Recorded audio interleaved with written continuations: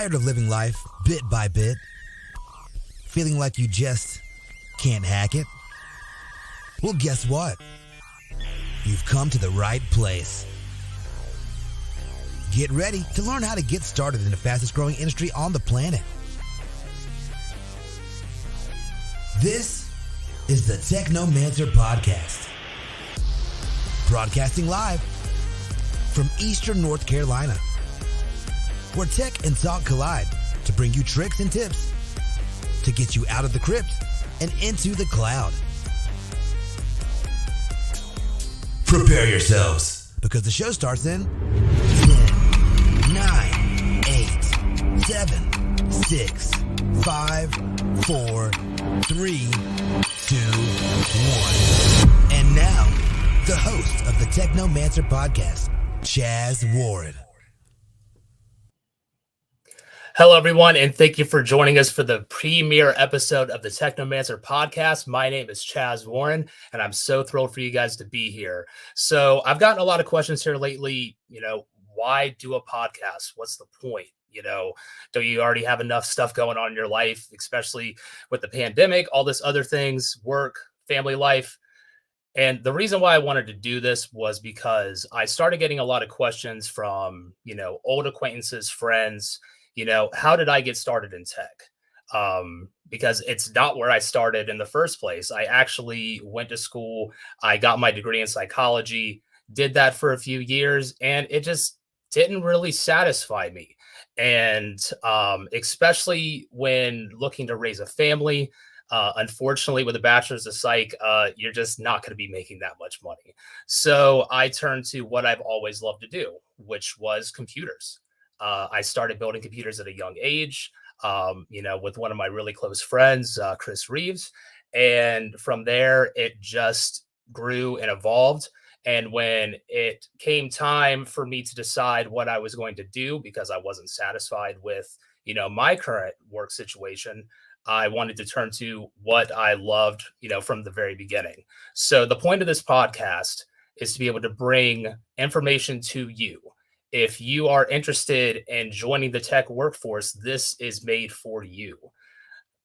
Every time I do this show, I'm going to be bringing on industry professionals from different fields and flavors of tech to be able to give you their story, how they got started, and to be able to give you all the resources that you might need to get started and to get on this path. And again, thank you guys for joining us. And before we kick this off, I'm going to go ahead and just give a quick shout out to our sponsors. OIT VoIP is a service force organization that specializes in telecommunications and distributed networking. With a strong channel and white label program to ensure partner success and promote effective unified communications, offering best-in-class features, phenomenal responsiveness, and a team that stands ready to help you succeed. Whether you're a business in need of VoIP or an IT provider looking for the right telecom partner, OIT is here for you. Learn more at oit.co. The Technomancer podcast is also proud to be partnered with a veteran nonprofit organization called Train Our Troops. They're such a great organization that provides U.S. veterans and their spouses with advanced online training and certification in business solutions to give them a competitive advantage in the civilian marketplace to ignite their careers. To learn more, visit trainourtroops.org. All right, and now that we've gotten that out of the way, I want to go ahead and introduce our guest for the evening. His name is Mr. Joseph Toney. He's the development team lead for Flexential, one of my very good friends that I've known for quite a long time. And definitely, honestly, one of my big inspirations for wanting to take this turn a few years back and start getting into tech. So let's get you in here, Joe. Hey, how's it going? How's it going, buddy? Doing good. Thanks for the kind words. Gotta give them when you can, right? Oh, yeah. All right. So tell us about yourself, Joe. Okay, well, I've been doing development now for about 7 years, probably going on 8 now. And that ranges from web development to back-end development to now being a dev team lead, which still involves a lot of development. So that's kind of the high-level view. But other than that, yeah, started in psychology like yourself. Found that wasn't the path for me. Definitely didn't want to go back to school for another 4 years to make some psychology work, or 4 to 6 years. Um, got into computers early on with a minor, and then just ran with that. It's funny because whenever I'm talking to people about you, and I tell them that you minored in computer science and that's the route that you were able to go and get a job, basically right out of school, it just blows people's minds because most of the time your minor, you don't really do that much with it, and for you to be able to take a handful of classes in computer science and then take it upon yourself to do that extra learning, you know um to me it was inspirational back then, and I still think that it's crazy now to see where you came from and where you are now. So I want to dig into that real quick because my answer might be a little bit different than yours. We both went to Western Carolina. We were in a lot of the same classes together. We ran projects together. So when it all comes down to it, aside from the extra time, what made you want to change from pursuing a career in psych and switching to being a developer? Well, as we were talking about it earlier, for my part, it was a little bit misunderstanding on uh, how to get into artificial intelligence. So early on in psychology, we were doing some studies in artificial intelligence and neuropsychology and stuff like that. I was like, well, I want to get into that kind of stuff. So I asked around, and a lot of people were like, well, you need to get in electrical engineering or computer science. I was like, well, I'm not switching to electrical engineering. And I looked it up, and I could do a minor in computer science, and it would at least give me a kind of a base knowledge of computers. And I thought from there that I could make something happen out of that.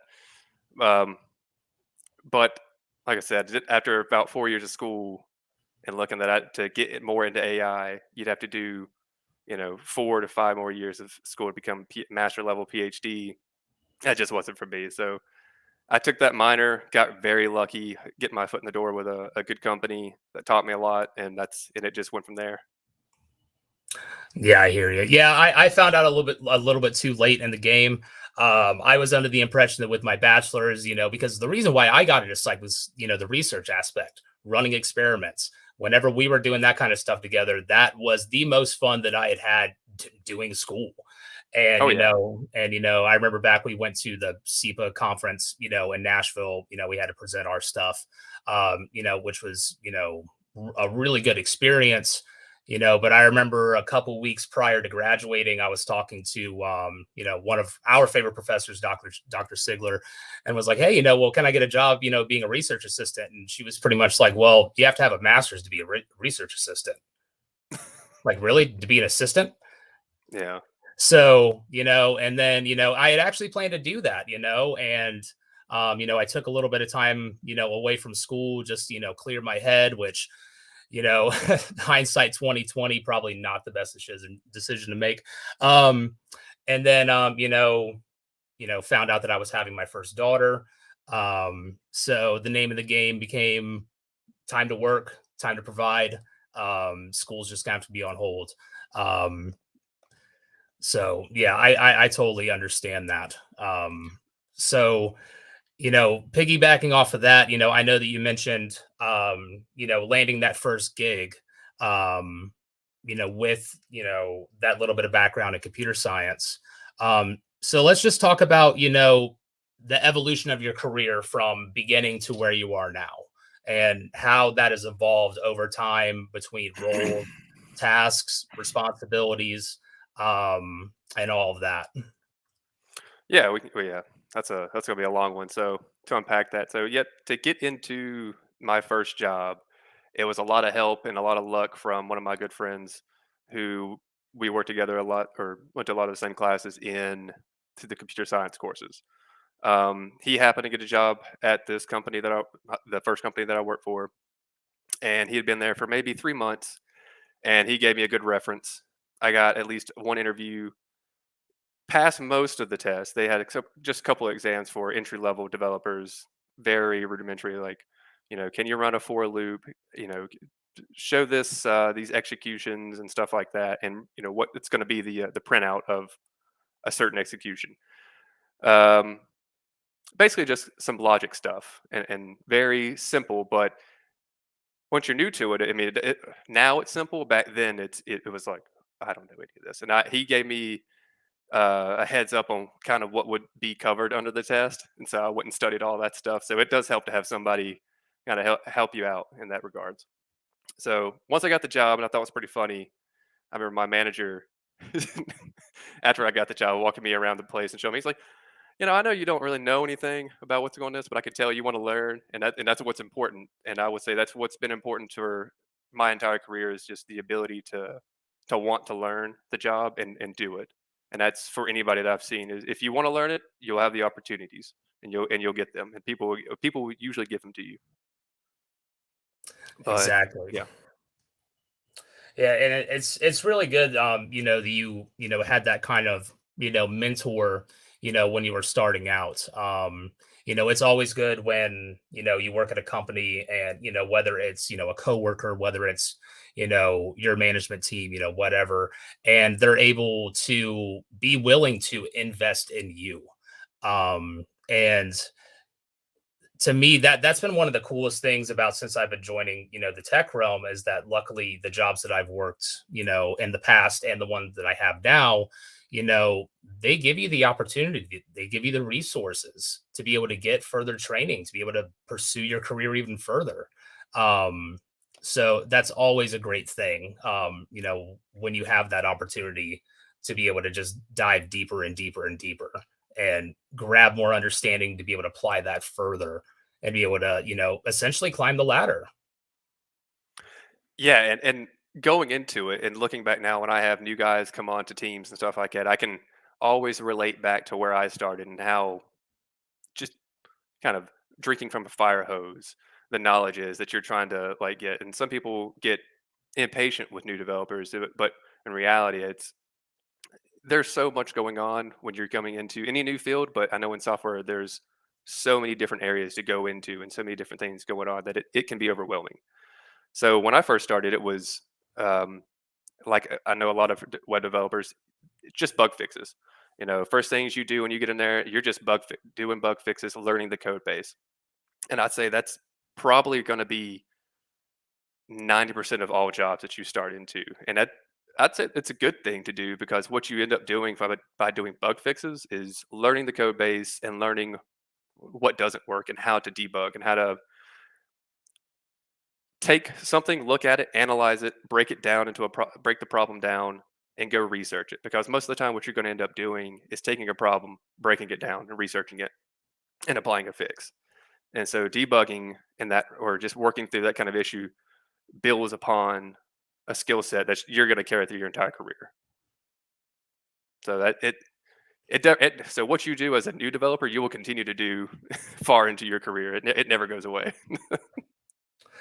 Yeah. Well, I mean, they can't really expect you to just, throw you in there and be like, all right, like here's an API or, hey, I'm going to need you to like build a complete, fully functioning dynamic website, in like 3 days. You got 3 days. Go and get it done.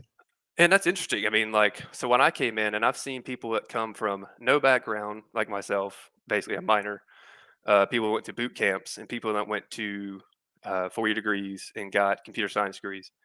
The only difference that I could find in all those would be that the boot camp people have a great working knowledge right out of the gate. So they can come in, they've gone through a crash course of web development in the latest tech, which is good and bad because most companies don't use the latest tech. Most big companies, they use what's stable. So, but they do teach you the basics, so which is good. Whereas a full-on computer science degree will teach you the logic aspect of it. They may not give you all the working knowledge of what this is industry standards and stuff like that, but they give you a different foundation, which is equally important. That you're gonna have to learn one way or the other from both sides. You have to learn the foundations of software development and what is clean code, clean architecture, what's logical and stuff like that, um, and just what makes a good software. That's what computer science does. What makes a solid software, like easily maintainable and easily reproducible. Gotcha. And then you get people like So go ahead. no, no, you go, man. I was saying, and then you get people like myself that come in from both sides of it with a little bit of knowledge and break a bunch of stuff in the process of trying to learn.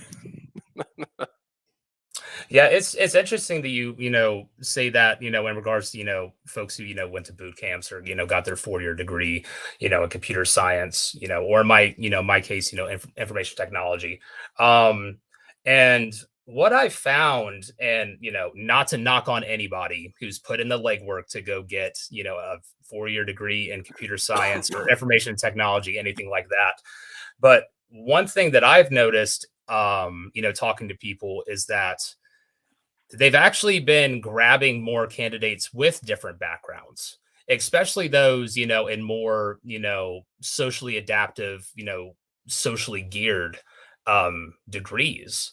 Um, that's one of the things that my boss had told me a long time ago, was that a lot of developers, people who work in IT, they really don't have a lot of soft skills to deal with No. people.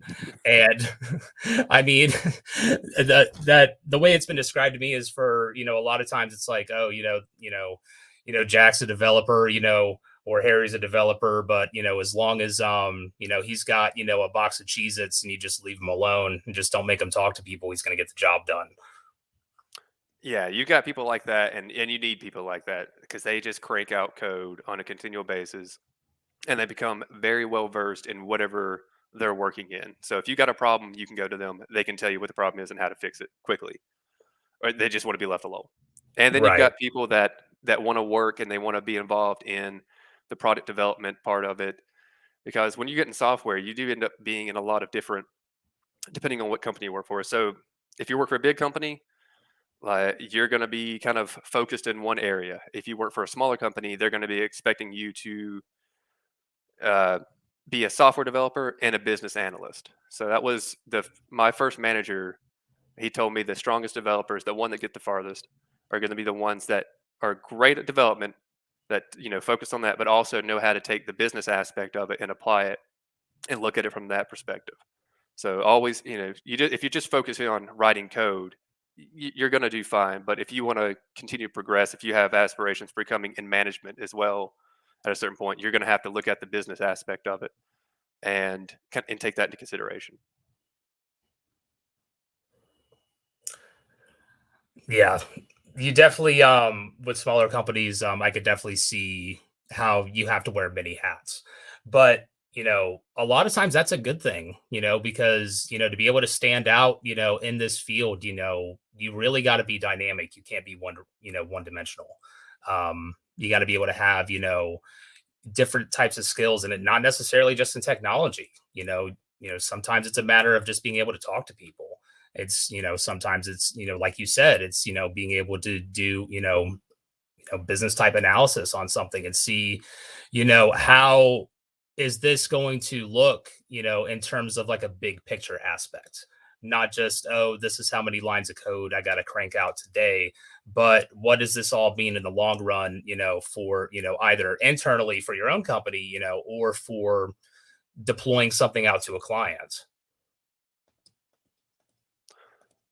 Yeah, I mean, let's see. The second company that I worked for would probably say that's where I wore the most hats. Um, because I started there with 3 years of experience at that point, and I was still pretty fresh. I had been doing mostly, at this point, I think it's pretty much a relic, ASP.NET MVC development. I would not recommend anybody start working into that. If you're going to be doing web development, start looking into React, Angular, the new stuff, Node.js.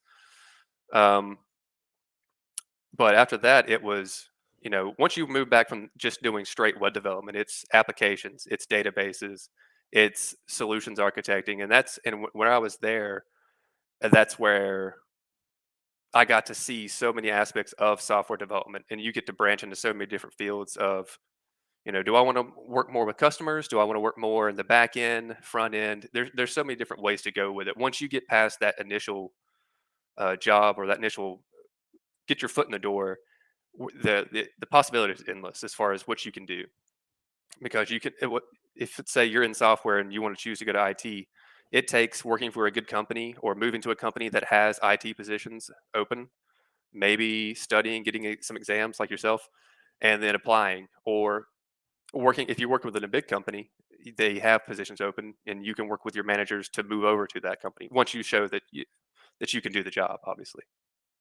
Right. So yeah, that's where when I was at that company, I learned that I wanted to work more with people and less with software in the long run with things. As much as I like working with software, there is an aspect of it that becomes mundane. I would say mundane. It is fun, but it becomes you're working with code day in and day out, looking at it. It's not for everybody, and that was aspect. It's not for me to do that day in and day out for the rest of my career. Yeah. Yeah, I totally understand that. I mean, it was kind of a similar thing for me. The first gig that I was able to get in IT, which I still to this day think that I'm extremely lucky because at that time I had nothing. I had no certificate under my belt. All I had was just what was in my brain. And it was for a local call center company here in town. Um, Doing tier one work. They pretty much described it. It was going to be mostly, walking the floor, maybe doing some, cable swaps on equipment, making sure that the printer prints like it's supposed to, and things like that, relatively small stuff. But as soon as I got in there, I, pushed and pushed to be, included more in some of the higher ranging stuff, getting to know some of the different, softwares and everything. And with it being, a call center company, they were using different VoIP solutions, voice over IP. So with that, I was able to get a lot more experience with, some different softwares like, specifically related to Avaya phones, which is, that's one of the bigger, VoIP, devices and soft phones, things like that that you can use. Um, so with that and, taking that interest, taking that initiative, I was able to start wrapping my head around a lot, in that sphere. Um, and although I was still technically a tier one, I was getting to the point to where I was doing tier two and sometimes even, tier three level work, in some regard. I mean, I'm not going to talk myself up to be like some kind of, systems engineer. I'm definitely not at that level yet. But definitely being able to, dive into, SQL databases, make changes, um, you know, remoting into different servers and cores using remote access, things like that. So it definitely was able to learn a whole lot, just from observing and putting that foot forward, to be able to learn more, because the last thing I wanted to do is just sit as a tier one forever. And some people are absolutely comfortable with that, and there's nothing wrong with that. But for me myself, I consider myself to be, a pretty driven person. And, I just want to keep being the best version of myself that I can. And that applies to work as well. Yeah, and I would say that's going to take you the farthest in this field is be just having a drive, or in any field for that matter. But in this field, there is so many different ways to go. Uh, just from my perspective as a web developer, that's how I started out. If I can give advice to anybody, when I first started, I worked within more of a full stack realm, so I would do front end work, some API, and some database. And I would say at that point, that was while it worked out in the end, it took longer to grasp all those pieces overall. Where I've worked with people who come into the industry and they focused only on the front end and they mastered that. They were at a level of like that I'm still not at, but they got there within a year or two because that's all they did. And I would say anybody coming in is to take one aspect of it, whatever you're interested in. The easiest thing to get into, I would say, is front end web development because there's a huge need for it. Um, Pick a language. I would say JavaScript, React, Node.js, Angular, any of those. I get and Vue, and just master it. Just take time. build a portfolio on your own. Go find different coding problems, different websites, make your own website, build a portfolio. And when you go in for an interview, show that, because what people are looking for is that, yeah, it's nice to have a knowledge of, do you know the basic fundamentals of development? But what people are wanting to know from a business aspect is, can you get in and can you learn to code and can you do it fast? What's the time it's going to take for me to make? How long is it going to take to make you useful? Essentially, um, it, once you show that I already know this stuff. I've done it. I've got a portfolio here, and you can speak to it, and you can go through each thing and talk about it. Don't just go to a website, copy something, put it as a portfolio. If somebody starts asking you about it, you need to be able to talk about it and explain every detail of it. Once you can do that, you'll have a job. Yeah, copy and pasting from a website or something off a Stack Overload, you're gonna get called out real quick Yeah. if you don't know what the hell you're talking about. So yeah, I completely understand that. And one of the other things that I think really helped me, and I think you had touched on this a little bit before, especially saying that you wanted to be ultimately more customer facing. um I don't think I've ever really had a problem talking to people, but when it came to customer service, like, yeah, you put on your face, you do what you got to do, and then you clock out and you go home. Yeah. But while I was still working at the call center, um a majority of my day would just be walking the floor, just checking on people, making sure that their phones are good to go, their workstation's good to go. um so in that aspect, I was able to just walk the floor, have probably upwards of 100 conversations a day with different people, because I mean, it was like close to 250 people in that building at one point in time. And then the pandemic happened, and everybody was scrambling to figure out what the hell they were going to do with their business, with their company. How are they going to make this work? Everything's shutting down. Everybody's afraid to come into work. So when that happened, we decided to send everybody to work from home.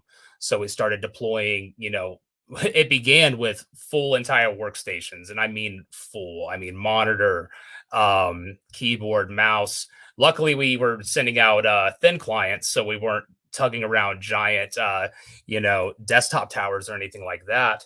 But once that happened, we went from having, I don't know, I'd maybe get like two or three calls a day, maybe, about actual issues that were going on, or I'd see maybe one or two tickets from another site, because it was a site in North Carolina, and then there was two in Ohio, one in Columbus and one in Mount Vernon. So every now and then, I'd get a ticket from a supervisor from Mount Vernon saying, "Oh, my share drive isn't able to connect, and I can't, I can't get it back on." So I'd remote in, or either remote in, do it for them, or I'd talk them through it. But then as soon as the pandemic happened, that's when we opened up our IT hotline, and I would be doing 10-hour shifts, and as soon as I sat down, that phone would stop ringing, and it would not stop ringing until I got up and left. And it probably just kept ringing. So unfortunately, because of that, being essentially landlocked to my seat and to my headset, you know, I'd have people come and knocking on my door in my office saying, "Hey, my computer's freezing up," or, "Hey, I think my headset's going out. Do you think you could give me a chance?" And I would have to say, "No, I can't get up. I'm taking phone calls." And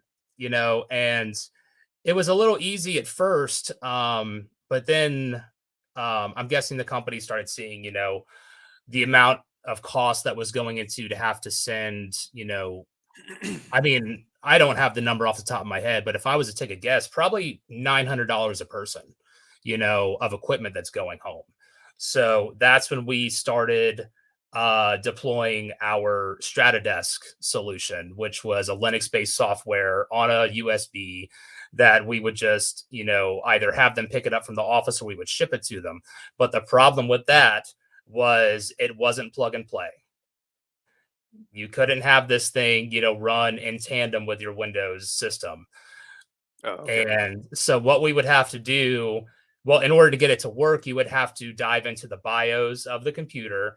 You would have to, disable some things, enable some things, and, be able to get it to work. But the problem with that was most people don't even know what the BIOS of a computer are, let alone how to get to it.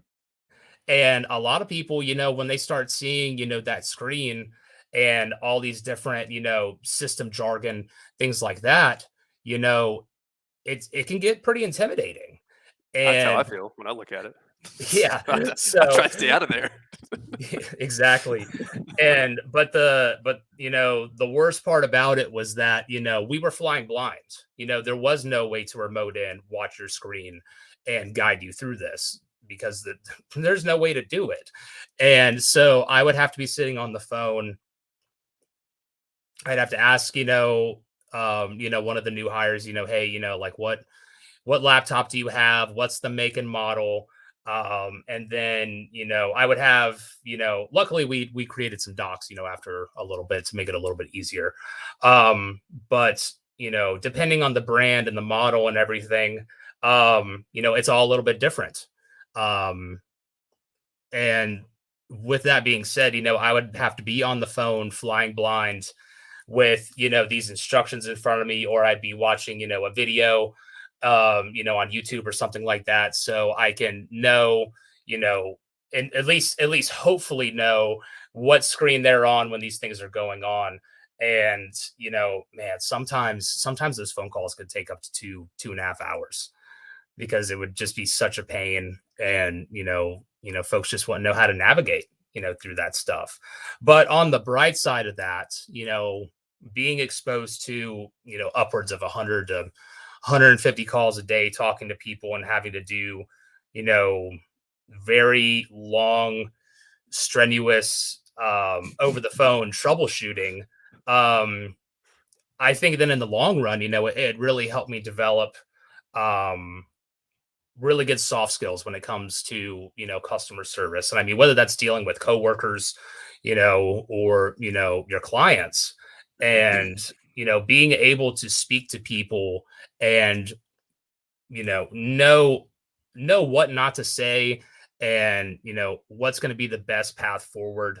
I definitely think that it really, helped me in the long run, especially, as, my career continues. I definitely don't think that that's a skill that, I take lightly.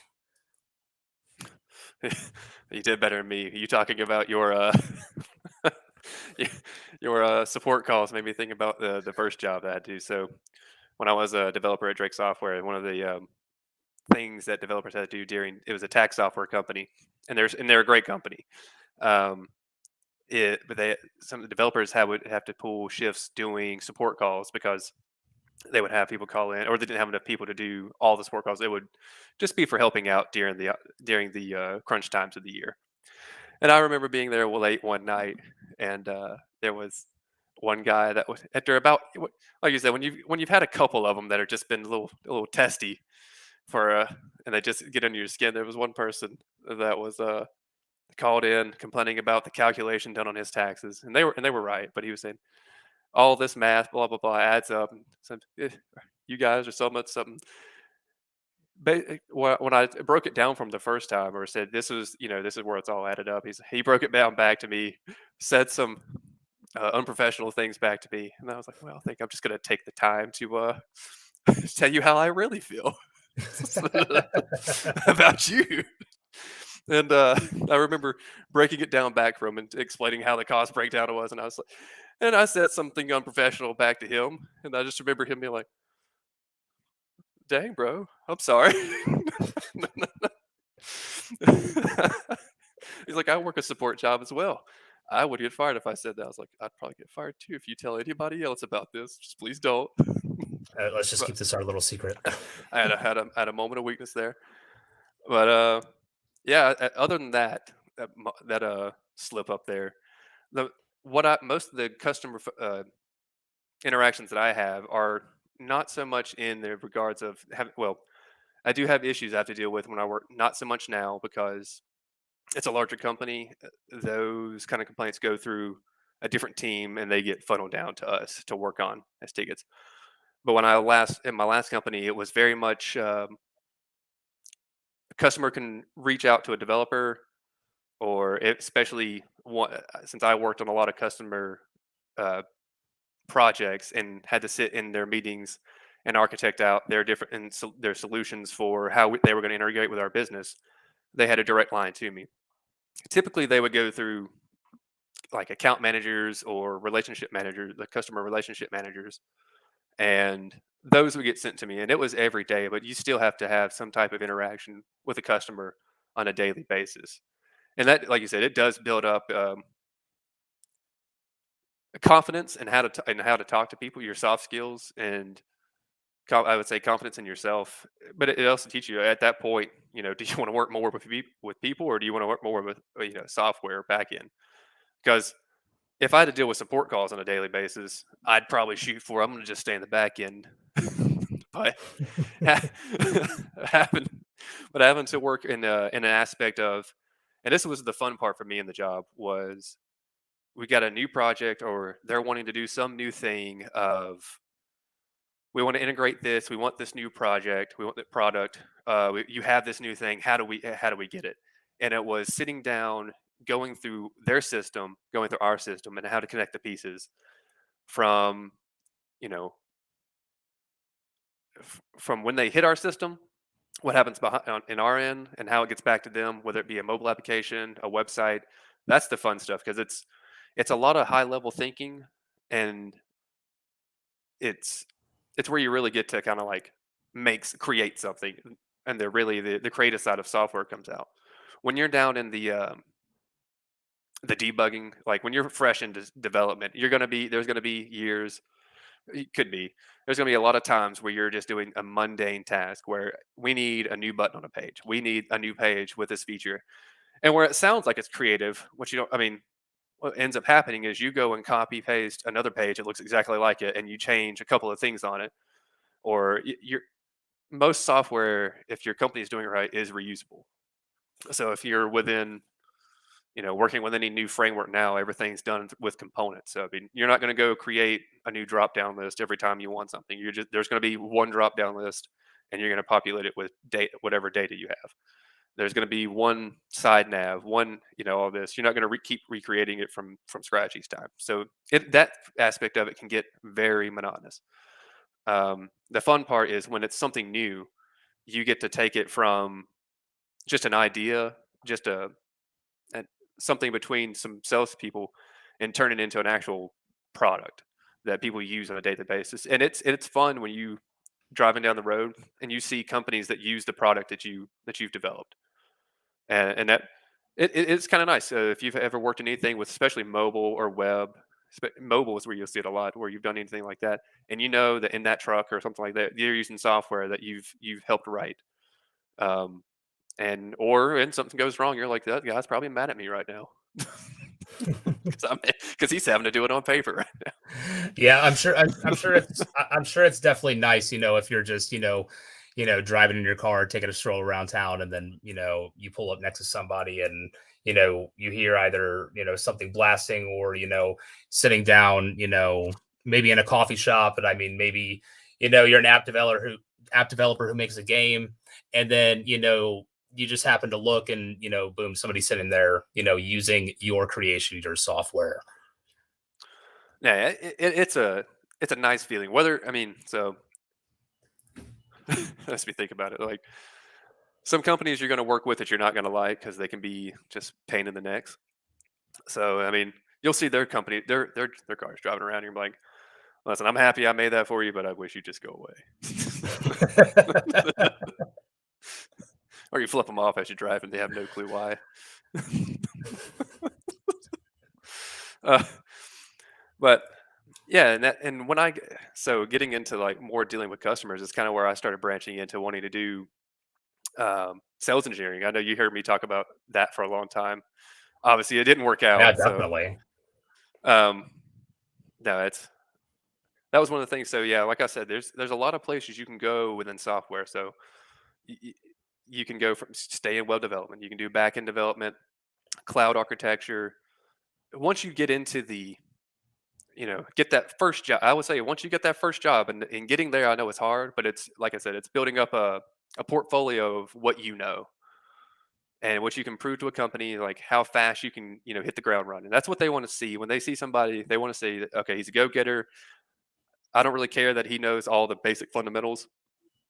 I would say you should try, depending on the job, you should know some fundamentals. But if you're getting into web development and it's your first job, they know that you don't know that much. But what you need to be able to show them is that I can do the work. Whatever task you give me, I can figure it out. So if let's say you've got some simple tasks as far as like you portfolio building like a website with a calculator on it, as long as you can break down everything that's happening on it, they know that you understand what's happening there. They don't have to explain. If you were just saying, "Oh yeah, here's a website with a calculator on it," well, can you explain to me how the calculator works? No, I copied and pasted it off of Stack Overflow. And then yeah, and then you get called out, and then you're packing up your box that you just unpacked, and then you're out the yeah. door.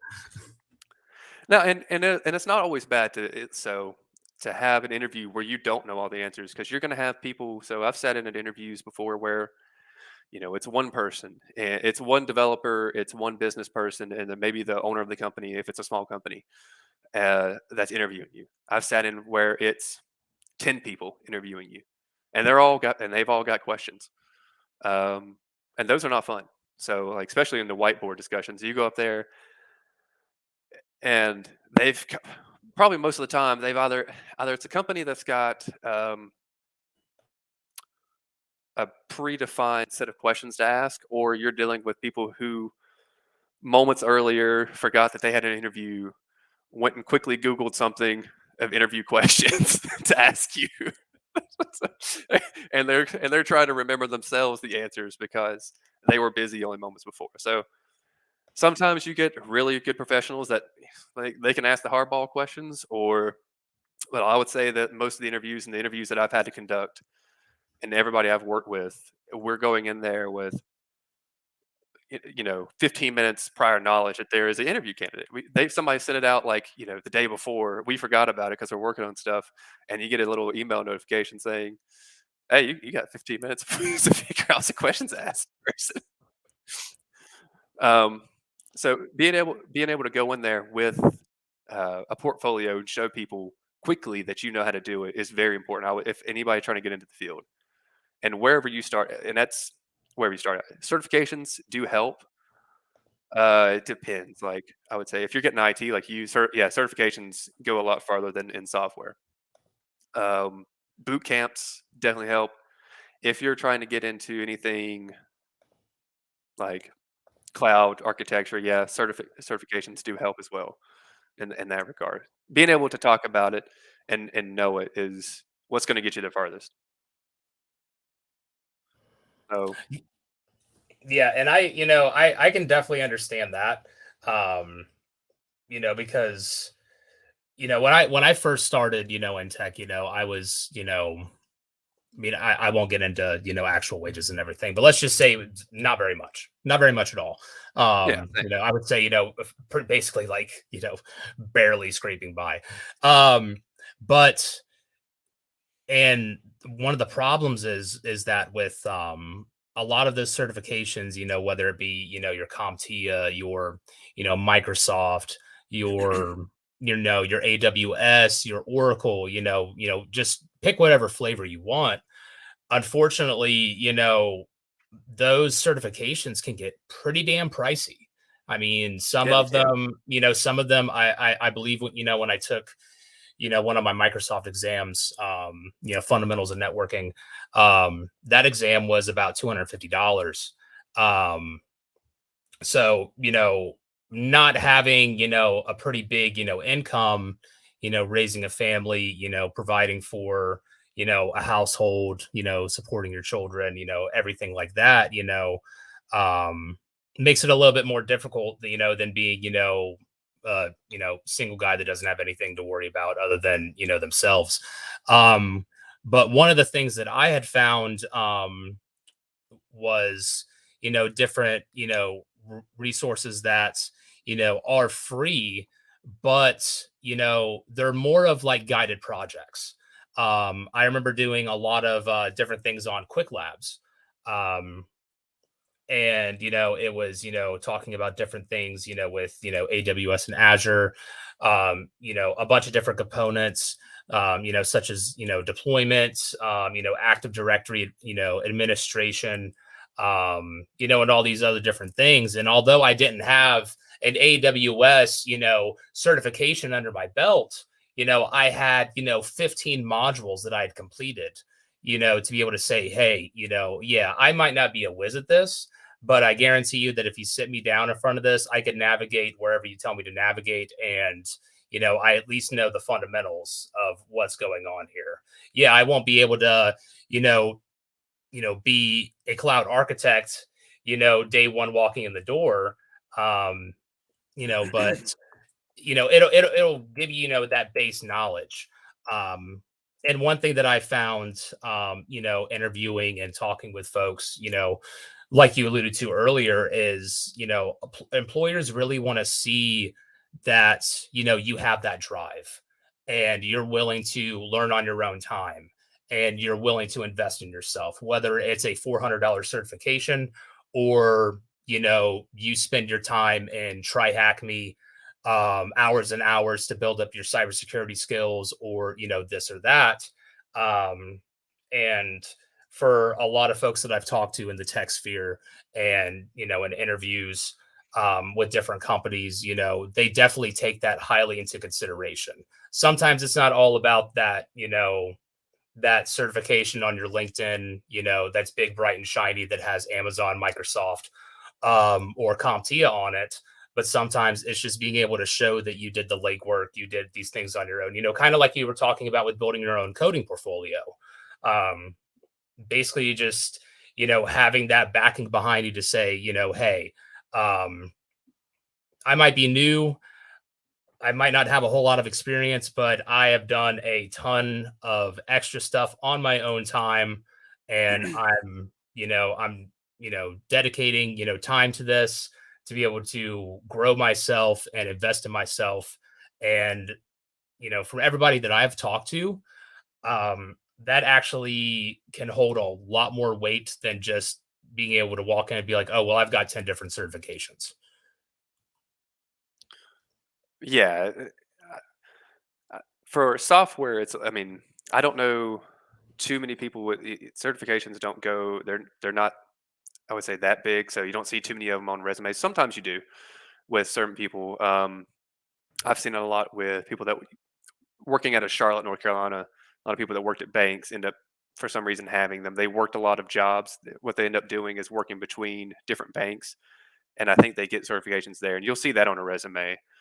But I would say the easiest thing for software, and this has helped me a lot in my career field or career, is just to Udemy or any of those, especially Udemy. I know they look expensive; they're like $200 classes, but if you wait, a lot of the time they go on sale for less than $20 for these classes. And like you said, they are just kind of a walkthrough of a project. So I know there was one where I was learning Node.js because I was unfamiliar. I'd been predominantly .NET, C Sharp, ASP.NET, all that. And since Node.js was becoming more popular, I wanted to at least become familiar with it. And I bought the class, I think, for like $15. And the guy was excellent. I mean, he was an excellent teacher. He had examples, like short tests. There's an entire community on there of asking questions, or any question you have, it's probably already been asked if the video's been up for a while. Or you can ask the instructor directly if you have any questions. But what he ends up doing, and a lot of these videos end up doing, I've had probably like 5 of these classes, is where they start you with the fundamentals of whatever you're working with, and then they give you a project that you're going to complete throughout the course. And so a lot of the classes can be 20 hours, 40 hours, on up, depending on the complexity of the class. But for $20, for less than $20, what you learn out of it and what you can do with it, because they don't teach you everything. Sometimes what they'll teach you is just enough to get you, like, here's a goal I want you to hit. You need to go figure out, based on what I taught you, I've taught you 90% everything. I need you to go figure out the other 10% of it and put it together and see if you can make it work. And in that process, which is what I was talking about earlier, is that debugging, that analytical, like analyzing the problem. This is what it's doing wrong, or this is where I need to get to. How do I take this, break it down into small chunks, and accomplish each goal, and get there? And I would say Udemy is the one I've used the most, but what is it? Coursera, Google has a bunch of them. I don't know how software specific Google is, but Udemy is the one I've used a lot, just because of the price. And like you said, it's some of the IT ones. If you're looking at that, they can be pricey, and so can the developer ones. If you're looking at Microsoft or Azure or AWS, any of those. But I would say is focus on ones that are going to give you basic. If you're entry level, like coming in no experience, focus on the ones that are going to give you entry level knowledge. Don't focus on something that's going to give you advanced knowledge, because you're going to be competing with people who might have 3 to 5 years at that point, when you need to be competing against people who have 0 to 2 years. So if you're trying to learn something advanced, you may know that stuff, but you don't have the experience to back up, in an actual work setting. So focus on hitting that, 25-yard mark of, I'm going to go and I'm going to go and learn all front end development, or in this aspect, I'm going to build 3 different simple projects, and then I'm going to start applying with what I know and kind of build from there. Networking is going to be your biggest thing, and getting on. I would say LinkedIn does help a lot to get recruiters. Recruiters can be your friend. I know sometimes they can be annoying if you get them a lot, but for the jobs. But if you're on LinkedIn, networking is going to get you far, especially in today's age with. I would get back to the everybody working remotely in the pandemic. So now it doesn't really matter where you work. I work for a company that has people in India, people in East Coast, Colorado, and West Coast, and it works. So there are some headaches with that, but I mean it works. So it works. So you don't have to really worry about where you live as much today. Some companies want you to be there. That you're never going to get that away from that, and I can understand that. That's a company. That's a personal company thing. So, but using everything you can to network and leverage and showcase your skills, and having people who want to showcase your skills is going to be your best bet to landing that first job. Because if you go on LinkedIn, they have some tests you can go on there and do. I think it's like basic HTML, basic JavaScript, something like, just to prove that you have knowledge of it. And what you end up doing is getting a little certificate at the end of that, saying, this person understands JavaScript. And if you put those keywords together on your LinkedIn page or Indeed or anything like that, when these recruiters are doing a mass search for people to pull in, your name gets popped up in that search. And the more things that you have that are tailored to what they're looking for, the more likely they are going to reach out to you. Now, you may not get the job, but if you're just, I would say entry level at this point, I mean, launch 1,000 ships, see which ones return in terms of resumes. Exactly. You don't. I would say you don't really care which company you work, unless you're a software engineer, MIT. I want to work for Fang, or I want to work for Amazon. You're specific to who you want to work for. Go for it. But if you're just, you want to get a job, you want to get started, you want to get into the industry, and you don't really know where to go, I mean, any experience is good experience. Yeah, I could definitely relate to that. Definitely any experience is a good experience, and it definitely goes a long way. Yeah, I definitely remember right when the pandemic started, because at least in my part of North Carolina, I'm right by the coast. Definitely not near Raleigh or Charlotte or any of the the bigger metropolitan areas. IT work was scarce. It's, it was basically, non-existent, at that time. It was almost impossible for me to find a job. And I was lucky enough to land that, job at the call center. But I was honestly getting to the point to where I was starting to regret my decision to change my path, because there just wasn't a lot of opportunity there. But I was like, all right, well, I'm going to get a LinkedIn up. I'm going to make sure that it stays up to date. Whenever I get a new certification, or I get a guided project done, I'm going to update it. And then as soon as the pandemic hit, my phone started blowing up from recruiters saying, hey, you know a little bit about computers? Well, guess what? I know about 1,000 companies that are hiring for anybody to be able to sit in a seat and that can type. Um, you know, and you know, granted, the big scale of things, it goes without saying, pandemic, it it's been devastating. It hasn't been, good for the world. And a lot of people have suffered from it. But I would say, and I say this word very, I don't want it to sound bad, but in a way, for folks in areas like mine where that kind of work isn't available, it was kind of a silver lining, because all of a sudden, all of these companies, had to take things that they had planned to get done in 3 months or 3 years, and then they had to cut that down significantly. Like, I remember when I was down at IT Expo in Miami earlier this summer. One of the keynote speakers was the CTO from Zoom, and he was talking about how one of the big implementations that they were trying to do in upgrading some of the usability and everything with the Zoom platform for video calling. He was saying, hey, we had this thing that we had planned to get done in 6 months, but then we had to turn around and we had to get it done in 6 weeks. It had to get done. Wow. And with that being said, it's definitely opened up opportunity for a lot of people that were currently living in areas where tech jobs were either scarce or non-existent. I mean, I was lucky enough to, be hired on with, the company that I'm with now. And they're based out of Miami. Kind of like with your company, we've got a couple guys here in North Carolina. We've got people in Pittsburgh area. We've got people in Michigan, Las Vegas, Missouri, Canada, and Brazil. So, it's definitely made it to where it doesn't matter where you live.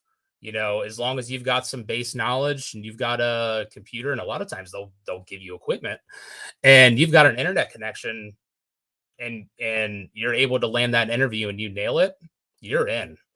And another one of the things that the CTO Zoom was talking about was now that we're closing in on 2 years of living in what I and a lot of us around work refer to as the new norm. When it comes to the pandemic, Don't say is that. is that the CTO of Zoom was saying that companies that really are strict and just want to bring their people back to the office, they're going to lose out. They're going to lose people, because now people have gotten used to the comfortability of their own home.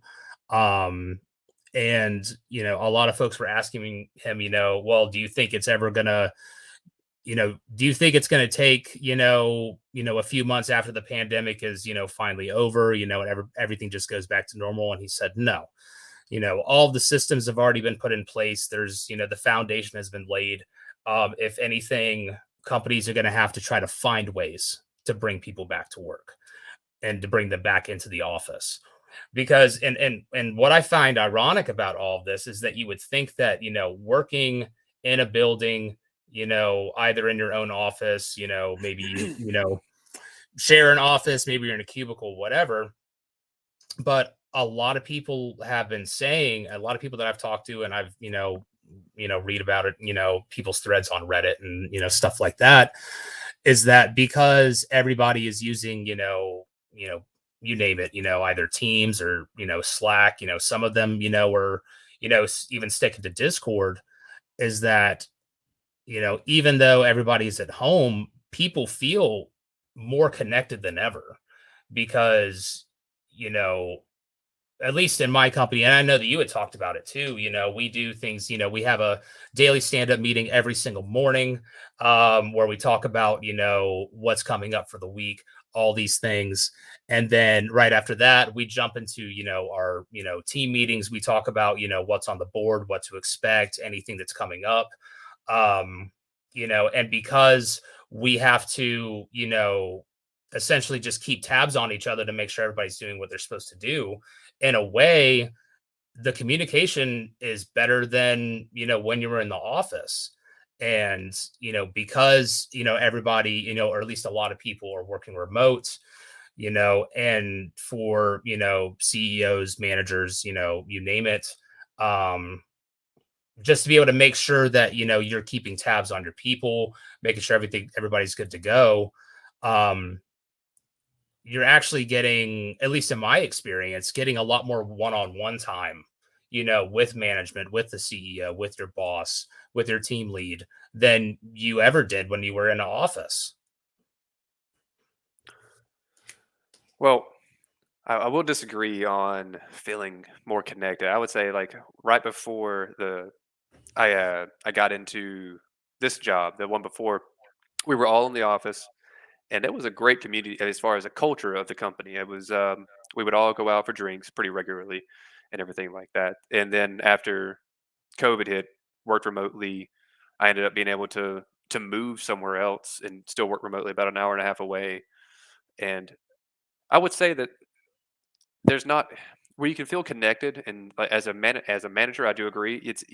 You've had to come up with ways to track work more efficiently, meaning you have to enforce standards as far as you need to be logging your time here. In software, you need to be accurate with your estimates as how long something's going to take you. And if it takes you longer than that, most of the time it's fine. But if you're just dragging your feet on it, it's easily noticeable. I mean, in an office you could see it. Obviously, you see somebody walking around not working or just sitting there staring at the computer, and their keys aren't moving, so you can just see that. But in from my perspective, working with people that are all the way across on the other side of the world, they're very professional. So I don't have to do anything like that to like make sure that they work. They're always doing what they're supposed to be doing. But if somebody wasn't, it'd be very easy to see that they're not, because the company has gone through great lengths to mitigate the ability for somebody to not step up and do their work.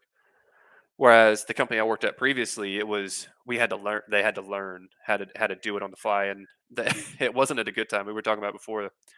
They had a ransomware attack that had kind of, I won't say crippled the company, but it damaged the company severely. That was in February, and everything lockdown happened in April, and so it it was a very trying time to be able to come into the office. I mean, you have February to April at that point, and then after that, everybody had to go home. I think it was like May, June, something like that. And you've got IT people, obviously, they're having to go into the office to work with the hardware and install new stuff. But Right. I would say that was a struggle during that time, because communication was harder to get. Like, if somebody was taking lunch, doing anything like that, it would have been very easy to say, just look over to your left or right and say, hey, how to do this, versus trying to communicate with somebody, pinging them 1,000 times a day. I would say probably the noise that keeps me up at night would be, the Microsoft Teams like ping or whatever. Well, I agree. I've actually woken myself up thinking that I'm either getting a Teams call or I'm getting a Teams notification. And I'll shoot right up and like, oh no, what's going on? Is something on fire? But yeah, no, no, I mean, I'll be just driving down the road, and if I don't have like my music blaring, I swear to God, I'll be thinking that my phone's going off when it's Oh not. yeah. It's just stuck in my head. I would say that's and the downside of working from home all the time is that you can never leave it. I mean, I start my days at usually 7:30, 8 o'clock. Uh, and my office is right across from my bedroom. So I walk right over here, take my dog outside, get my computer running, everything like that, let everything load up, get coffee, come back in, start working. And I don't normally get back up until, you know, unless it's a less busy morning, but I've got work to do in the morning, try to get as much stuff, emails from the day before, team meetings, more meetings. I sit in a lot of meetings, work during those meetings, try to get lunch squeezed in there at some time. And then usually a lot of meetings in the afternoon because I have to meet with my team, which is in India, and that's in the morning because it's nighttime for them. They work, I think it's like mid shift or something like that. And then all my bosses are in Colorado, so I have to stay up, stay on later to get in their meetings because they're 2 hours behind me. So there's like a window first thing in the morning I can get some work done, a window around lunchtime to get some work done, and then right around like 5 o'clock. So, but even then, it would be if I if you have things connected to your phone, which is probably the worst thing you can do. But if you're in any kind of supervisor role, it's kind of hard not to do because they're expecting you to respond. Is stepping away from it, and I would say that's the hardest thing to do during any of this pandemic is finding time to step away from work because I mean, I work at the same station. I do my hobbies, play video games, and so this room right here has become, essentially my life for the most part. So if I don't get out, I go exercise, take my dog outside, stuff like that. I mean, but some people will spend their entire time. I mean, like you get up, you work all day, and they just stay right. They just, turn off work computer, turn on personal computer, keep going, and it's not healthy. Yeah, I will say that in my experience, it definitely helped once I moved into a bigger house and I was able to actually have my own office. Yeah. Because when this Oh, all first started, my room was not big enough. I didn't have a spare bedroom. It was a two bedroom, one bath. Me, oh, my I know. fiance, two dogs, and my two kids. And the only place that I could set up was my living room. So I'd be sitting in my living room and I was still doing, 10-hour shifts then. So I'd be working, from 8 a.m. to 7 p.m., factoring, 1 hour taken out for lunch. And then, I'd be like, okay, I'm done for the day. And then I'd spin around and I'm like, oh, I'm in the same place where I started. So, I mean, at the very minimum, having that separated space, at least makes it feel a little less like, work and home are the exact same place. Because Yeah. I'll tell you what, when I was set up in my living room, I felt like they were one and the same, absolutely. And there was no, boundary or barrier separating the two. It was just, okay, I live, I breathe, I work, and I sleep in the same, you know, handful of square Space. feet. So No, no, same. I was in when we first started working remotely. I mean, my computer room was in the dining room to begin with, but I only spent, I went to office every day and come back home and would, play video games at night or something like that. So it wasn't a big deal. But when, after COVID and everything like that, it was wake up, go down there. And at that time, we had Rosalie, our daughter was 4 or 5 months old. So my living room was, right 3 feet away. And all I could hear all day was screaming child, unhappy child, trying to work, trying to rebuild, trying to get a company back online after a ransomware attack and get everything back up from nothing, and then still work. Yeah, that was what. Once I pitched it to my boss, I was like, to move. We live now like in the middle of nowhere. They just happen to have good internet connection, so it was a blessing to move back near family and move in the middle of nowhere to like be out of the city. Because living in Charlotte, it was fun for a little bit, but once you have kids, for us personally, I know for some people they love it. But us personally, having space, having family nearby, not having family nearby was the worst. because you have nobody to help you out with, with the kid when you just need like I need like an afternoon to go out to eat without this thing, this child. Yeah, it definitely helps when you've got family close by to be able to step in and be like, oh, you guys want to have a night out, you guys want to go have dinner, go see a movie, we got you. And I just So want to sit in the parking lot in peace. We just sit just here. a little bit of quiet. You hear that? Nothing. Yeah, that was some trying times during that, but it all works out. So no regrets on that.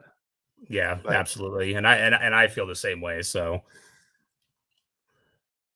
well, with all that being said, factoring in, the pandemic and I mean, technology in itself has been growing exponentially, over, a pretty short, period of time. I mean, I remember, back in middle school when I got, the very first iPod, and I thought that it was the greatest thing in the world.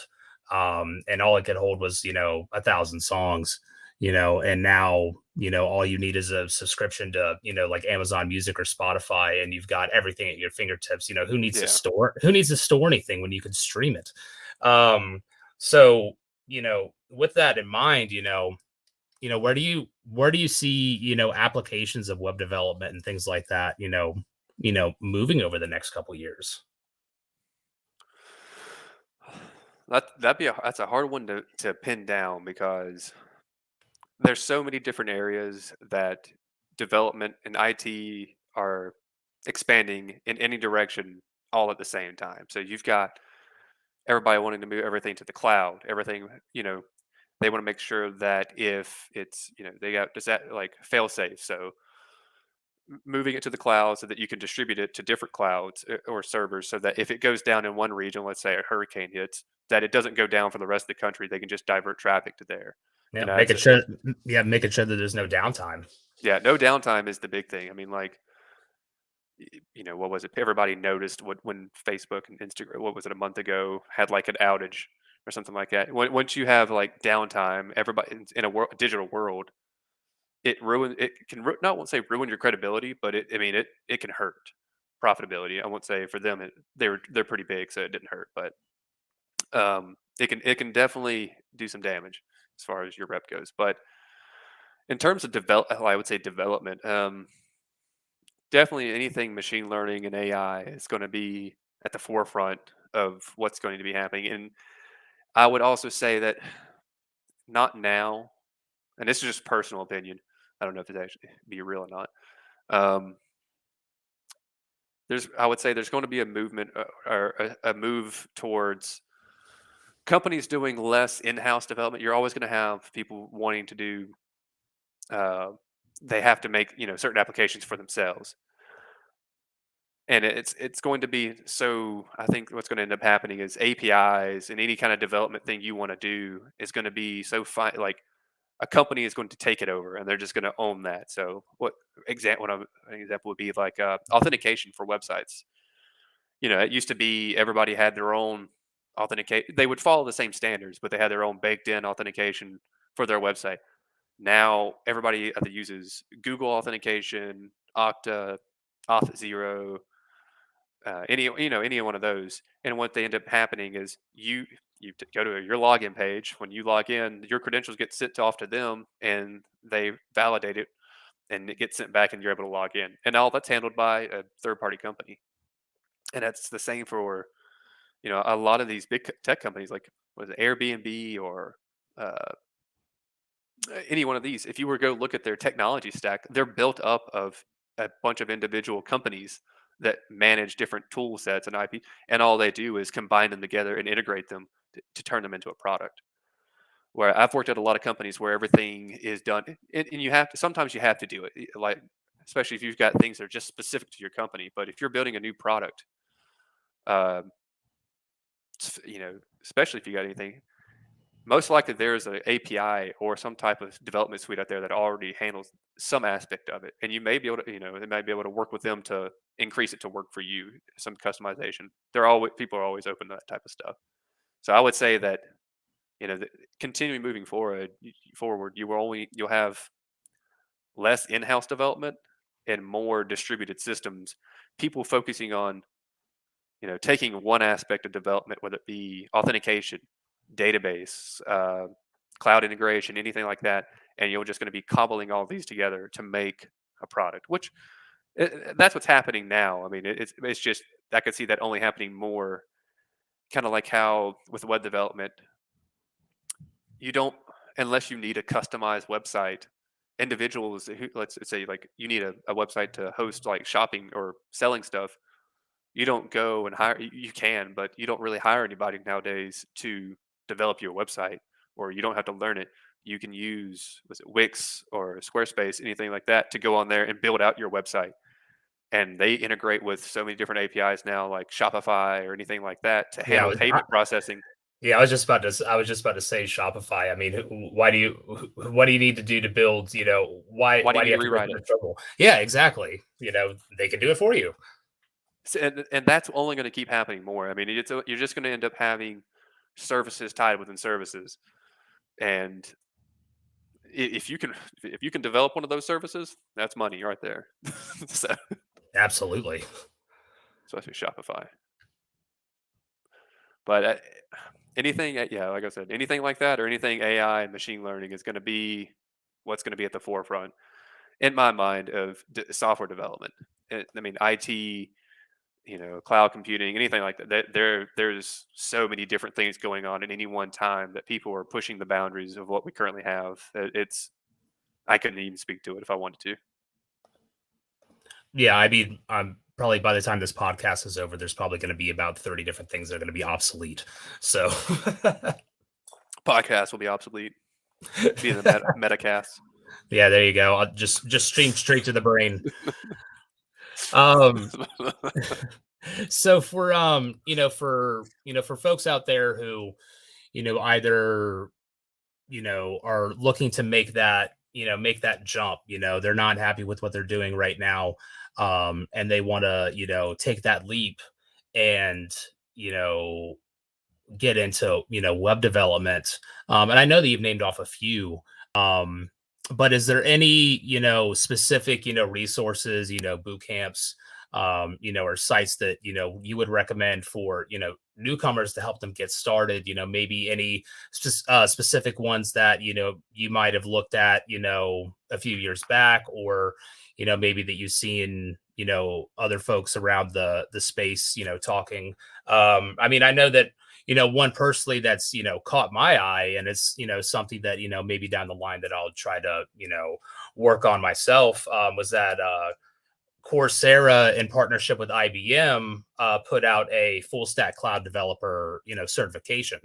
um so you know out of the things that you've experienced or seen or have heard about talking with other colleagues, is there any of those resources that you could speak to that you think would be either a beneficial for somebody starting out with zero to little experience, to get started, or maybe somebody who might have the base knowledge, and the foundational knowledge, of all of the logic and everything that goes into coding, and be able to amplify that to further their career.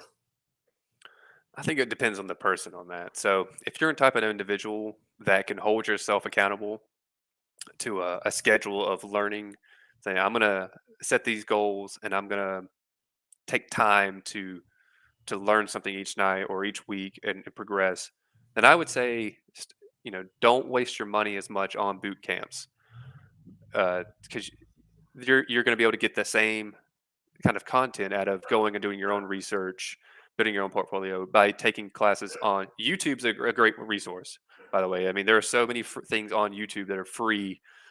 Coding with Mosh. There's so many on there. Right? I can't even name them. But I know that free code camp is always free cranking code out camp, yeah. I always mean, and they cranking out offer a their bunch of own boot camp content. as well. Hmm. Yeah, and they offer their own boot camp.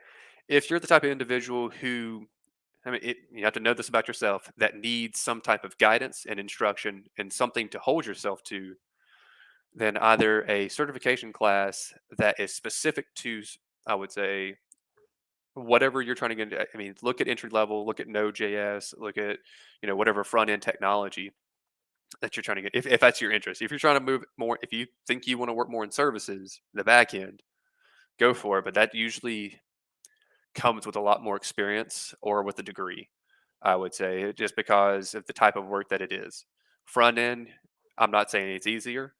It just lends itself to being, there's so many resources available for it, as far as getting your foot into the door. And there's so many jobs open for it because everybody needs a front end developer nowadays, because you can do so much in the front end with JavaScript. Um, so I would say, if you're going to pick a language to learn first, JavaScript is a great one to learn. But yeah, if you need to have guidance, look at boot camps. If you think you want to go to school, that's it. You got to look at the price. How much do you plan on getting out of it, and how much do you want to put into it? So if you're able to keep yourself on a strict schedule of learning, and you can do it by paying $20 to $200 per class or something like that. I mean, you're looking at, let's say you pay a max $500 to teach yourself how to code, and you get a job. When you paid $500 to teach yourself how to get anywhere from a $40,000 to $60,000 a year job, or let's say 35 to 55, anything like that, 1,000-year job. That's good. That's a good return on your investment, because it's only going to grow year after year. As long as you continue to learn, you'll continue to earn more and more. With a boot camp, that's anywhere. I know there's so many different ones. $5,000, $10,000, all the way up to $20,000 for a coding boot camp. So you have to look at, is it worth you going through $10,000, let's say as an average, to earn the same job? If you can't hold yourself accountable, then yeah, it does make sense, because $10,000 to earn $40,000 is still a good investment. And that's where you come to college. And I think a lot of people with software these days, it's changed now, where it used to be a norm to have a computer science degree to get into a software development job, which involved taking 4-year classes, taking all the classes you don't want to take, and spending 4 years to get something that honestly could be done in 2, and paying anywhere from 40 to, depending on your it depends on your college at that point, 40K, 200K, 100K, whatever, whatever school you choose to go to. And that's up to you. I mean, I would say I'm never going to tell anybody to stay away from college, but it depends on what you're looking for. Because college, I would say, it's not necessary to get a job in most companies in software. Does it help? Yeah, it's going to help to a degree, but I won't say once you get past your first job, it's not going to be really brought up. I have been asked. I've never had anybody tell me that having a psychology degree matters for being able to do my job. Not even the first one. I mean, they just asked me, why did you have a psychology degree? Why are you doing this? I made a mistake. Yeah, I mean, like, that's what you end up telling me. You're like, well, I was interested in it in college, and by the time I realized I wasn't taking any more. I wasn't taking any more classes. I was like, I'm done after 4 years. So, yeah, college. If you can prove that you know it, college is not going to be held against you. People want to know that you can work, unless you're working like. There's some big companies out there. I don't know how true it is anymore, but it used to be true that, I mean, you're only going to get working at certain companies that, like Amazon, Facebook, Netflix, like that, with certain degrees from certain universities. But that may not be true anymore. That probably gets you looked at faster on a resume search. If they're, when you've got a recruiter that's looking at, 10,000 applicants, and he's only taking people from the top 5% schools, or something, the top 10 schools or something like that, that might have something to do with it. But as far as your entry level job goes, I would say focus on just getting, you know, that rudimentary knowledge of taking, focus on one thing. There's so much in software that it's going to be impossible to try to take it all in at one time. And same thing with IT. You can't take it all. There's no way possible to take it all in at one time. The days of trying to be, I'm going to start being a full stack developer from the get go is over. You become a full stack developer over time. You become, full stack in IT over time. It doesn't. There's not a course out there. I mean, they can teach you how to be full stack within, Node.js. There are classes out there that teach you, say, I'm going to be React, Node.js, working with I can't remember the name of it. What name database or something like that. One of those. But what you're gonna end up finding is that you're a jack of all trades, master of none, and you're gonna spend a lot of time working throughout a whole, subset of problems rather than focusing on one aspect of it. And it's gonna take you longer to build your knowledge base than it would be if you were to take, okay, I'm just gonna focus on front end. I've spent a year doing that, maybe 2 years doing that. There's not much I don't know about it, so I'm just going to move on to, and I really like back end, so I'm just going to go focus on that now. I'm going to try to get tasks in that, and you can progress from there. I would say that's easiest. Yeah, it definitely helps to just decide which path you want to go and just kind of just hone in on it. I could speak for myself. I was definitely a little naive and ambitious when I first started getting into this. Right off the bat, cloud interests me instantly. I was hooked reading about it. I thought it was the coolest thing in the world. And right from the get-go, I was like, oh, like I got a like 50% off coupon for a cloud architect certification, and I was looking at that, and I might as well have been trying to read Arabic or something. it made absolutely no sense to me, and it was like talking about like OSI model, TCP IP, and I'm like, oh my god, like I don't even know what the hell this stuff even means. Definitely do now, but like, yeah, one of the good things that came out of me, working at the call center was getting, exposed to different things. It was, and it kind of made me, ponder those questions. Do I want to be, the guy that's, on site dealing strictly with the hardware, diving into, the network room, playing with, all the stacks and stuff like that and making sure it's good to go. Do I want to be, on the more, customer oriented side, where, yeah, I'm troubleshooting and fixing problems, but I'm also, engaging with people, and I'm, directly helping them solve a problem that is going to help make their day a little bit better, and hindsight 2020, that was probably one of my favorite parts about that job was, especially when we were, deploying the Stratadesk solution, was, folks telling me, that just seeing the word BIOS and seeing that opening screen freaked them out so much. And, they, would just want to give up and be like, I'm not going to, yeah, I'm in the matrix. Exactly. And, they would tell me like, oh, I'm just gonna send this back, I just don't think this is gonna work, and then, being able to, calm them down, empathize with, I understand that, this is a lot to take in for somebody that, might only know how to do a handful of things on a computer, like, check their Facebook, their email, maybe play some solitaire. But being able to sit down, break down the problem to them and help them overcome that, and hearing that gratitude, definitely helped a lot, and then at the same time, being exposed to all these different soft phones and different applications, being exposed to VMware for the first time, truly, getting, exposed to the cloud aspect of everything, taking snapshots of, desktops to, provision, deploy, for all these agents to be able to log in and things like that. So, one of the best things that came out of that job was that I was exposed to a lot of different facets and flavors of, information technology.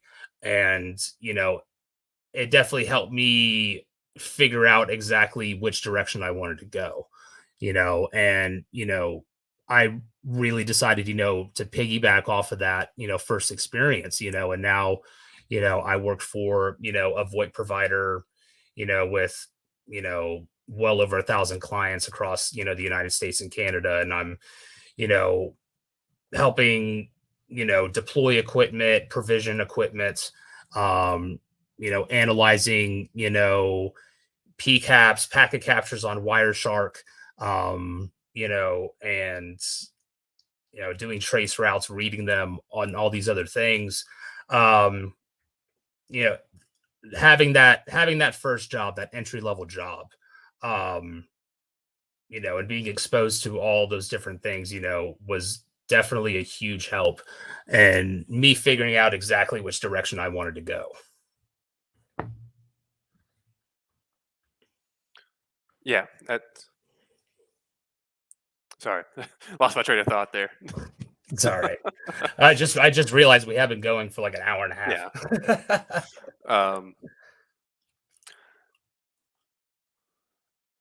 Back on that, yeah, you're gonna have to refresh me on what. Sorry, yeah, we've been going for an hour and a half, and I was like, "Oh, what's the next topic to cover?" Well, let me ask you this. You've been in the field for like, but roughly 7 years. Worked for a couple of different companies. Um, you know, now that you know, now that you're leading a development team, and not so much, just, kind of like we were talking about earlier, just kind of being in the trenches and, having to put in, the hours and hours and hours of, being this close to your screen and just, knocking that code out, um, how has that change, what would you say is, the biggest difference? I mean, there's, always like the obvious answers like, yeah, well, I'm managing people, and things like that. But, from your experience now and being in this role, what do you think is like the biggest difference between, being, a strictly a developer and then, leading the team? Well, I would say in this job, yeah, I definitely code less, but I would say it's probably. I mean, if I had to give a percentage, it would be. I would say 50-50. It'd be about 50-50. Most of my job is still, I mean, predominantly sitting in meetings, taking, a combination of meetings and forming action out of those meetings. So that's a large aspect of it, is sitting against a lot of cross-functional teams meetings, taking that information and breaking it down into action. Other than that, yeah, there's still a lot of it where I've got one foot, just in the trenches and one foot in meetings on a daily basis, or sometimes just sitting there and developing while in the middle of a meeting. So that happens a lot. I would say the most difficult aspect of it so far has been bridging the gap of culture. I mean, it would be, like I said, a lot of my team is based out of India. Nothing against that; they are extremely professional, hardworking people. So, in that regard. But when I first got there, and this is funny for me, is I was talking the other day to one of our friends about this. When I first got there, they speak very good English, but there's still a like you've got to pick it up, like pick up how to understand the different dialect, the accent of English. And I remember sitting in a meeting the first 2 weeks trying for my ears to just be able to pick it up. Sitting, I'm like, I don't know what anybody is saying, and they're telling me problems, and I need to be able to take those problems and fix them. But I don't know what anybody. I don't have a clue what anybody's saying. It's definitely gotten a lot better, and I'm sure they were thinking the same thing. They're like, I've got this Southern boy, and I don't understand what he's saying. He's telling me to do stuff, and I don't know what he's saying. But yeah, it was a eye opener getting into. I mean, as my first role, I mean, my last job was I had to lead projects, and I had to lead people on those projects, but my job wasn't to oversee the people. So it was at that company it was, yeah, I don't know, it was 15 different projects I had to work on at any given, and that was just that was my task. It was because we were so short staffed in developers. It, it was There was so much work that each developer was probably doing the equivalent of four different people, and wearing the hats of an entire different team. I mean, everybody. I wore the hat of a product owner, a QA, developer, solutions architect, database administrator, sales. I won't say sales engineer, but like when you're working with clients, you're sitting in a sales process or anything like that, helping with that solution, sitting with clients and working through everything they have to actually being the person that develops it.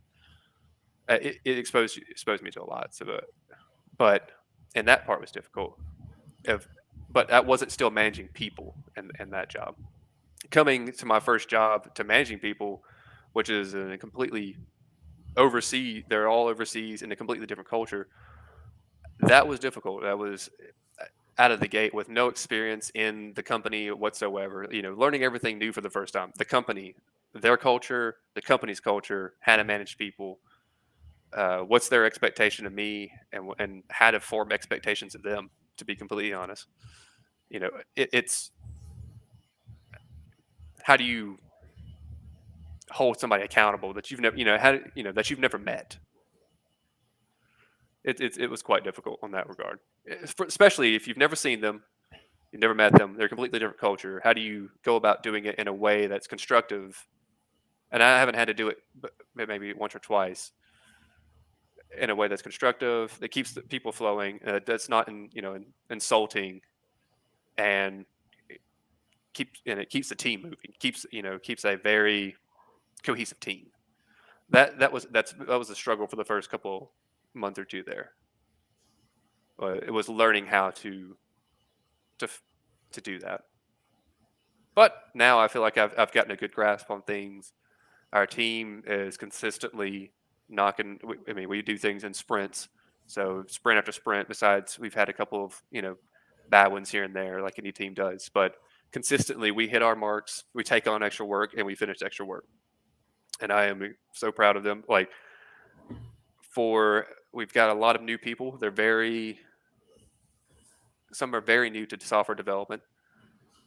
All of them front end. So any back end work, I've got myself and one front end person who's kind of dabbling in the back end, who I can give out work to, and I would say that's where the fun is. I still get to do some development, and it's back end work, which is what I like the most. I really don't like front end development at all, but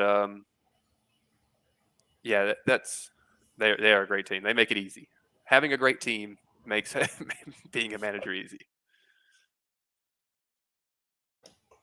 Yeah, it definitely helps. Definitely helps make a good team when you got good people, and it's as simple as that. Well, Joe, I don't want to keep you on here any longer, man. I know you've got stuff to plan for. Halloween's coming up. I'm sure you'll be taking Rosalie out in a couple nights. With that being said, do you have any, final closing thoughts for our viewers, in regards to, web development or getting started? Nothing I haven't said already. Just if you're interested in the field, if software development, take it one step at a time. Really try to break it. It's a big pie. I mean, you're gonna want to take a small chunk out of it and try to eat it in bite-sized pieces. So if you try to take it on all at one time, you're just going to be overwhelmed with it, and you probably are going to want to, and you may not continue on with it. I would say if you're going to do it, look at Udemy. Look at your free resources first. dabble in that before you take on any boot camp. Make sure you actually like doing the job. Think about, can I sit here for 8 hours a day, 12 hours a day? I mean, you have breaks, but I mean, for my example, past 2 weeks have been 12, 15-hour days, and a majority of it has been behind a desk. If you can, I mean, if you can do that, I mean, that's fine. If you say, I can't sit behind a desk that long, if I'm impatient, if you're not analytical, you don't care about, staring at through lines of code and trying to understand it, it may not be the career field for you. So it's a good idea to dabble in it first before taking any boot camp, before investing too heavily into it, is to exploit all the free resources that you can. And then once you're at once you're at a point where, okay, I'm not getting as much out of the free stuff as I want, then it makes sense to start paying for more quality material. And if you think, having a 4-year degree or a boot camp is going to get you that job, and I have worked with a lot of people that come from boot camps, and they are extremely professional. They know the job well, but like I've said before, they knew they had working knowledge coming in, but they didn't have logic-based knowledge. They didn't. They only knew one aspect of one particular code, whereas with your or one particular code, like code base, like front end development, and only one framework in that. It's whereas if you got a college degree, it's going to be um, you're going to get a lot of exposure to how software should work, a lot of theory, a lot of logic, a lot of processes, and how actually software works at a hardware and a rudimentary level. And where, I mean, so it would be, I would say, start with the free stuff and then move your way up. It you don't want to just go into anything and spend hundreds, thousands of dollars, and then you don't like it. Yeah, but that definitely makes sense. What and like you said before, you definitely have to be able to make that decision, and you really got to be honest with yourself, what kind of learner you are, and what's really going to work for you. If you're not the kind of person that is disciplined and is able to tell yourself, okay, I'm gonna set aside 1 hour a night, 5 to 6 days a week to dedicate to learning this, or things like that, then the independent learning just might not be for you. If you don't think that you can sit in a classroom, or work within tight time constraints in a college environment, that might not be for you either. So like you said before, you really got to be honest with yourself, and you know figure out exactly what's going to be the best path for you moving forward, because if not, you're just going to be doing yourself a disservice. Yeah, and that goes for any career field. I would say you just don't want to just hop into it with all your money and tie it up into that, and you end up not liking it.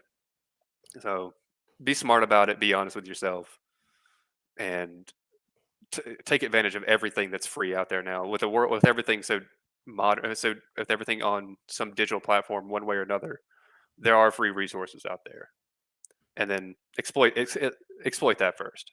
That's going to be the biggest thing that advice I can give anybody is utilize everything that's free first.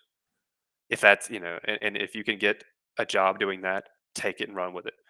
If you work for a great company, use their resources and let them pay for you to get classes. Like you said, you've had opportunities to take have more certifications through your company. My company offers, they have a paid program with Udemy that does the exact same thing. I can take any number of classes I want, whether it's software related or not. If I just want to learn about, I don't know, business or something like that, I could take any of one of those classes. Um, Finding a good company is important, but I would say just your first one, finding the company is important. It doesn't matter which one it is. Exactly. You just got to get your foot in the door. You got to get Yeah. that time. You got to get that time. You got to put the time in. You got to get it on your resume. And sometimes people are lucky, and the first job is the job for their life. But for most of us, it's a stepping stone. And you just gotta be able to see it that way. It's just you're taking that first step on the staircase, and, it's only up from there.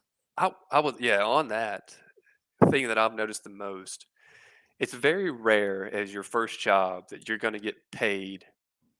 If you want to talk about salary on that point, just some advice, you're never going to get paid what you're supposed to get paid. Let's say you start your job as a software developer and after 4 years, you're only making maybe 10,000 more than what you started. Well, 4 years as a software developer, I mean, you could be surprised how much of a jump you can make in pay just by switching companies with one time. And you may work for a good company, but what you have to ask yourself is how much is the culture worth to you? Is it, if you're making $50,000 and you've been there, or $60,000 and you've been there for 4 years, and a job change can land you $100,000 a year. Is that culture, is working for the company, working with those people, is that worth it to you? If it is, then that's fine. But uh, you have to, I would say, constantly staying fresh in your skills, constantly don't fall prey to a cultural into an environment of a company, because ultimately, I mean, while most companies are good and they want to benefit from you, and they want to that you they want you to benefit from them, and they want to benefit from you. You're never going to get paid as much as you're worth until you move, because whoever's looking for you is willing to pay more. They're looking for somebody, and so if you see that they're paying that much, try to take that job if you're looking for that. So always try to be moving up, because usually what ends up happening is you get more responsibilities. You're Whereas you're stuck in an old company, it's hard to move out of your old responsibilities. So I experienced that with every job, is whatever the responsibility that I started with there, I had to continue doing them up until I left. Even though, let's say, I started working on bug fixes and stuff like that, that was all I did. But now I'm sitting in meetings with, customers, breaking down their solutions, but at the same time, I'm having to stop everything I'm doing to go back and write and fix bugs, which that's not bad. But now, very rarely do I have to go do bug fixes. I've moved up through that process in different companies, and it's not started at this company. I do have it occasionally, but the norm for me now is to work on most of the new stuff, or start implementing that, a lot of documentation and leading a team. Whereas every company before, I had to start at the end of where I was still doing the same stuff and more when I started, from when I started. So keep that in mind as you're moving through your career, is to, after, do a self-evaluation after every year or two. Say, is this, can I move up to the next level? Can I get, what's my next pay range? Do I really like it here? Can you talk to your boss where you're at currently to do that? That's always the preferred method, is to work with your current employer. Because if you've been there for 4 or 5 years, obviously you like the place. Yeah, definitely. Well, Joe, I want to thank you so much for coming on, man, and being a part of the first episode. It's an honor. And definitely makes it a lot easier. Talking to a good friend. That's although you're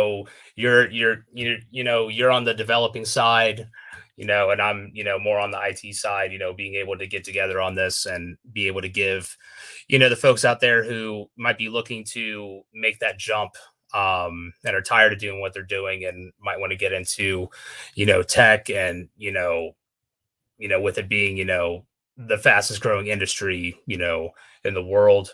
I just want to thank you for being on, and for educating me, and hopefully being able to help some folks out there who were watching, to be able to start their journey if that's what they want to do.